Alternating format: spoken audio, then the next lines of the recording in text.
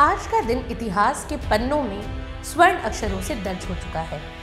7 नवंबर 2025, ठीक आज से 150 साल पहले एक ऐसे गीत का जन्म हुआ था जिसने न केवल भारत के स्वतंत्रता संग्राम को दिशा दी, बल्कि हर भारतवासी के हृदय में देशभक्ति की लौ प्रज्वलित कर दी।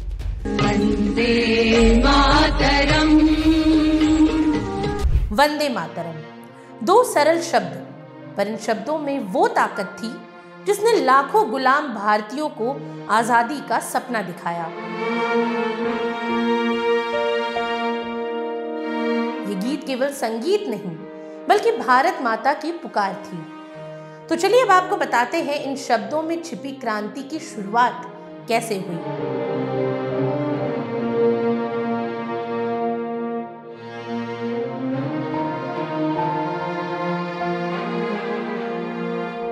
साल था 1875।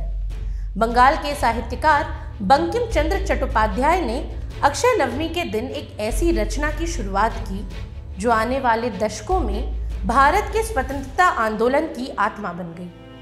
ये गीत सबसे पहले साहित्यिक पत्रिका बंग दर्शन में प्रकाशित हुआ और बाद में 1882 में उनके प्रसिद्ध उपन्यास आनंद मठ में शामिल किया गया। इस उपन्यास के सन्यासी नायक मां भारती को अपनी आराध्य मानकर संघर्ष करते हैं।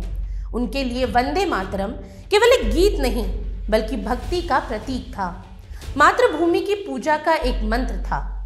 बंकिम चंद्र ने इस गीत के माध्यम से ये बताया कि भारत केवल भूमि का टुकड़ा नहीं, बल्कि एक जीवंत माता है जो कभी गौरवशाली थी, आज पीड़ित है और कल पुनः जागृत होगी।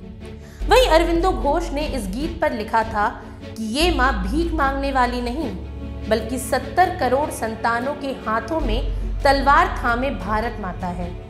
इस विचार ने उस दौर के युवाओं के हृदय में क्रांति की ज्वाला भड़का दी। वहीं वंदे मातरम को संगीत का रूप देने का श्रेय रविंद्रनाथ टैगोर को जाता है। 1896 के कलकत्ता कांग्रेस अधिवेशन में उन्होंने इसे पहली बार सार्वजनिक रूप से गाया। उस दिन उपस्थित जनसमूह में एक अद्भुत ऊर्जा का संचार हुआ।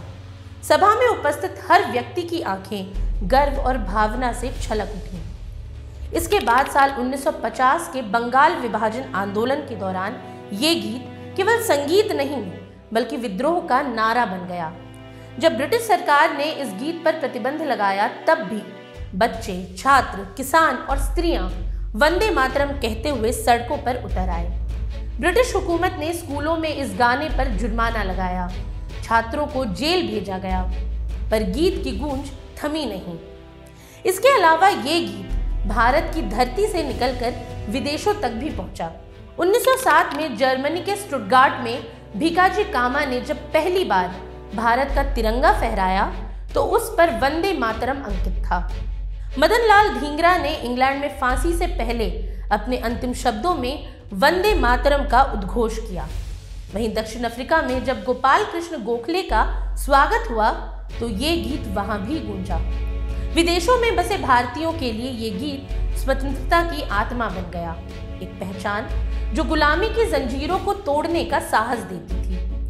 वहीं भारत को आजादी मिलने के बाद 24 जनवरी 1950 को संविधान सभा ने सर्वसम्मति से वंदे मातरम को राष्ट्रीय गीत का दर्जा दिया।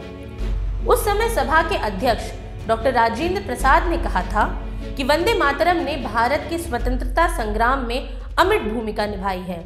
इसे राष्ट्रगान जन गण मन के समान ही सम्मान मिलेगा और तब से लेकर आज तक ये गीत भारत की आत्मा का प्रतिनिधित्व करता रहा, हमारी एकता, आस्था और मातृभूमि के प्रति श्रद्धा का प्रतीक बनकर। ऐसे में आज जब इस गीत के 150 वर्ष पूरे हो रहे हैं तो केंद्र सरकार ने इसे राष्ट्रीय स्मरणोत्सव वर्ष के रूप में मनाने की घोषणा की है।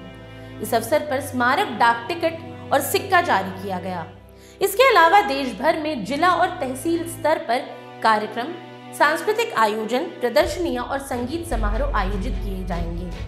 साथ ही विदेशों में स्थित भारतीय दूतावासों में भी Vande Mataram salute to mother earth theme पर सांस्कृतिक कार्यक्रम और वृक्षारोपण अभियान चलाए जाएंगे। दीवारों पर बनाए जाने वाले भित्ति चित्र इस बात का संदेश देंगे कि सच्ची देशभक्ति अपनी मातृभूमि की सेवा में निहित है। आज जब हम वंदे मातरम के 150 वर्ष मना रहे हैं तो ये केवल एक गीत की वर्षगांठ नहीं, बल्कि उस राष्ट्र चेतना की पुनर्स्मृति है जिसने हमें एक सूत्र में पिरोया। ये गीत हमें याद दिलाता है कि भारत की असली ताकत उसकी विविधता में है, उसकी संस्कृति में है और सबसे बढ़कर उसकी एकता में निहित है। आज के लिए इतना ही। ये सामग्री आपके लिए जुटाई थी उर्वशी शेखर ने और वीडियो संयोजन किया था राहुल कुमार ने। ये वीडियो आपको कैसा लगा हमें कमेंट सेक्शन में ज़रूर बताएं और ऐसी तमाम रोचक जानकारियों के लिए बने रहिए स्वराज पोस्ट के साथ। और अब तक अगर आपने हमारे YouTube चैनल को सब्सक्राइब नहीं किया तो अभी जाकर करें और Facebook पर हमारे पेज को लाइक और फॉलो करना ना भूलें।